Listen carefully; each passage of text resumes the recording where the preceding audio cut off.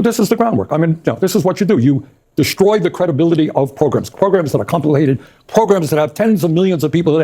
This is the welfare queen again. Look at this person. They got this, they got that. Kill the whole program. Bernie Sanders joined CNN to talk about Trump's claim that Musk is not an employee or the leader of Doge, which is baloney, of course, and that's what Bernie says. But we're going to look at this together. I'm going to have opinions as we go, and then I want to know what you think in the comments. Let's roll it. When it comes to questions about who is the administrator of Doge, actually, do you believe that's an important question to have the answer to? No, the issue is not who is technically the administrator, who has the title. Elon Musk is clearly running the show, the wealthiest person in the world, who has enormous conflicts of interests, who is helping to fund right-wing extremist organizations all over the world, who is looking forward to get massive tax breaks from Congress. He's running the show. So if he's running the show, but not on paper, as they essentially argue, but you say in practice, he basically is. You're a co-equal branch of government as a senator on Capitol Hill. I kind of thought so, but I think you have to explain that to the president. Do you feel that you have oversight when it comes to what Elon Musk is doing? Look, what we're seeing right now, Kaitlan, is a very dangerous moment. I'm laughing here, but it is not funny.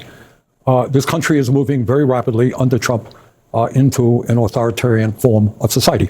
The founding fathers, way back in the 1770s, these were nobody's fools.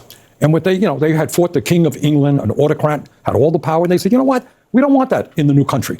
We're going to set up 3 separate equal branches of government. Every kid in the 6th grade knows who they are. But Trump does not. And what Trump is doing now is trying every day to usurp the powers of Congress, to challenge the powers of the court. It is a very dangerous moment. Well, the question, though, when it comes to what this looks like is we haven't seen a ton of resistance from Capitol Hill, and we have seen some efforts in the courts. These Democratic attorneys general stepped in. But today, a federal judge here, Tanya Chutkan, she's well known to our audience from the Trump trials, she declined to block Musk and his team from getting access because she basically said she wasn't getting specific enough examples from these AGs about how Musk could cause irreparable harm to their state. And if they can't prove that in court, what does that say? Well, I tell you what I happen to believe. At the end of the day, the struggle against Trump, the struggle against oligarchy, which is led by Elon Musk, the struggle against authoritarianism, the fight to make sure that the working class of this country gets a fair shake, that is not going to be won here in Capitol Hill. It's going to be won by millions of people all over this country standing up and saying, you know what? We fought and died for democracy. We're not going to move toward authoritarianism. We fought to create a country that works for all, not just the billionaire class. That's the struggle, and I'm going to be active in trying to rally the American people to do just that. I mean, that's a good point. The courts are reactionary, right? So what's happening right now is a smash and grab, or I also sometimes say rip and run. They're coming in, they're deleting systems, right? Or they're trying their best to. They're moving fast. It's a shotgun blast of all these different executive orders and actions. They've not asked permission. They haven't cleared it through Congress the way they're supposed to do. It's illegal. Illegal. And then everybody is recovering from the shock and starting to file lawsuits, and those go in the docket, which takes time. And meanwhile, these Doge 19, 20, 21, young people are in there implementing backdoors and centralizing systems, and they're busy doing it while everybody else is sort of like, well, I think maybe this is illegal. Let's see what a judge says, right? And it takes time. And you're embarking on this tour to combat this. It's a national tour. You're starting in Nebraska and Iowa. How do you break through to people, though? There are some people, Trump voters who are even independent voters who like what Elon Musk is doing and say, yeah, the federal government does spend too much money and it is too bloated. And the truth is the federal government is a bureaucracy. We have to acknowledge that. Federal government perfect, far from it. Do we need to bring about reforms? Absolutely. But let us be clear what these guys really want to do. Do you think that Elon Musk is staying up night just worrying about excessive spending in the CDC? I don't think so. At the end of the day, what these guys want and what Trump wants is to cut programs that working class people need. They're talking, the House Budget Committee released their report, their budget, $880 billion in cuts to Medicaid. Do you know what that means? It's not only that millions of people, kids, are going to be thrown off the health insurance they have, devastating to nursing homes, 40% of the revenue coming into community health centers. 30 million people get their health care, community health centers. That's coming from Medicaid. You cut Medicaid, you're going to dismember an already broken health care system. What are they going to do with that money?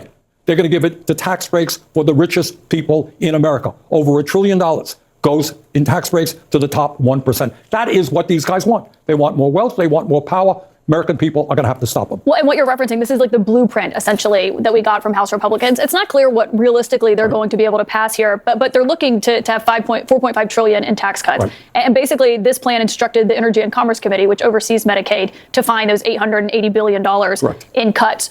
Realistically, what should voters be worried about if you hear from some moderate Republicans who say, we're not going to touch Medicaid, that's not going to be on the table? Well, no one is saying that. I mean, right now, what we are trying to do in a House which is almost evenly divided, if 2 Republicans, 2 out of 435 members, say, you know what, we're not going to vote to give tax breaks to billionaires and cut programs that children and the elderly and the hungry desperately need. 2 Republicans, their proposal is dead. And we're going to work hard to make sure not only do we get 2, that we get a hell of a lot more than 2. On the Elon Musk front, when it comes to Social Security payments and what is actually wrong with government and what's exaggerated, we're hearing this line from the White House that tens of millions of people are getting Social Security fraudulently. Either they're dead or... Yeah, I don't believe that for a second. Well, we've gotten no evidence of it, but I looked into this, and what we do know is that there's a lot of people that still remain in the database, but as far as people who are actually getting payments, it was 44,000 who got payments according to an audit that was done in 2023. Out of how many millions? There's tens of millions. So when they say tens of millions, that would be this is what we are dealing with. We're not only dealing with oligarchy, the incredible power of the very, very rich. We're not only dealing with a move toward authoritarianism, we're dealing with what is new to America. You know, politicians have always lied, nothing new about that. But the level that we're seeing right now, the big lie, over and over again, and it goes out, there's a big lie, and then it goes out on Musk's Twitter to, several hundred million people, repeated over and over again. And now the word is out there, oh, people on Social Security, 150 years of age, can you believe it? The whole thing is corrupt, it's broken. Well, where does that lead you, Kaitlan? What's the next step? If government can't do anything, if Social Security doesn't work, if Medicare doesn't work, if Medicaid doesn't work, we're going to get rid of all of those programs, and we're going to give it over to the billionaire class to run it. That's what you think they're ultimately trying to do? Yeah, at the end of the day, not only do they want massive cuts to programs for the working class in this country in order to give tax breaks to the very rich, and then they want to move to the privatization of every important government agency. Just the other day, and this really upset me, because I used to be chairman of the Veterans Committee, and I feel very strongly about making sure that those men and women who put their lives on the line to defend this country get a fair shake. Right away, 1,000 employees at the VA laid off at a time when the VA healthcare system certainly needs more help than they have right now. So at the end of the day, yeah, they're going to want to privatize Veterans Administration, Social Security, Medicare, Medicaid, and the Post Office, by the way. If President Trump were seated next to you, he might say, well, I pledged on the campaign trail that I'm not going to touch Social Security. Yeah. What would you say to voters who bring that up? The president has many attributes, but credibility and honesty are not one of them. So I would have my doubts. I'm not saying they're going to go after Social Security tomorrow. They're not. But this is the groundwork. I mean, this is what you do. You destroy the credibility of programs that are complicated, programs that have tens of millions of people in it. You know, this is the welfare queen again. Look at this person. They got this, they got that. Kill the whole program. Well, the interesting part about that is actually before Trump took office, the Treasury Department clawed back and recovered $31 million in payments from Social Security that shouldn't have gone out that went out.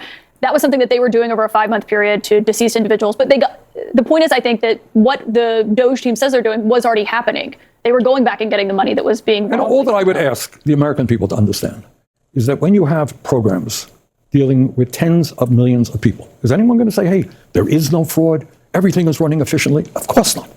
There are going to be problems. Every bloody program out there, there are going to be problems.